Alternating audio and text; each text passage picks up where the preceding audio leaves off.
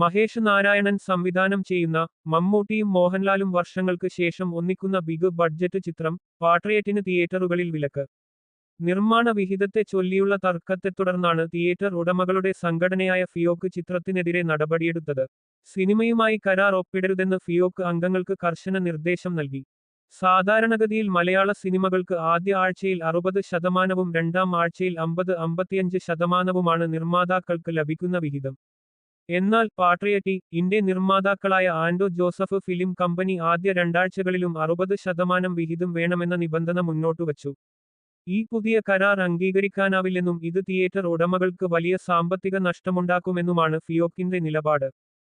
അത്യന്തം ആധുനിക സാങ്കേതിക വിദ്യ ഉപയോഗിച്ച് വലിയ ബഡ്ജറ്റിൽ നിർമ്മിക്കുന്ന ചിത്രമാണ് പാട്രിയറ്റ്.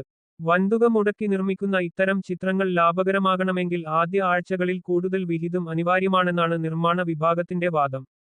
എന്നാൽ സംഘടനയെന്ന നിലയിൽ ഔദ്യോഗികമായി തങ്ങൾക്ക് ഇത്തരമൊരു വിലക്കിന്റെ വിവരം ലഭിച്ചിട്ടില്ലെന്നാണ് നിർമ്മാതാക്കളുടെ അടുത്ത വൃത്തങ്ങൾ സൂചിപ്പിക്കുന്നത്. ഏപ്രിൽ 23-ന് ചിത്രം തിയേറ്ററുകളിൽ എത്തിക്കാനാണ് അണിയറ പ്രവർത്തകർ ലക്ഷ്യമിട്ടിരുന്നത്. കേരളത്തിലെ സിംഗിൾ സ്ക്രീൻ തിയേറ്ററുകൾ ഉൾപ്പെടെ 400-ഓളം സ്ക്രീനുകൾ ഫിയോക്കിന്റെ കീഴിലുണ്ട്. വിലക്ക് നിലനിൽക്കുകയാണെങ്കിൽ ചിത്രത്തിന്റെ പ്രദർശനം വലിയ പ്രതിസന്ധിയിലാകും.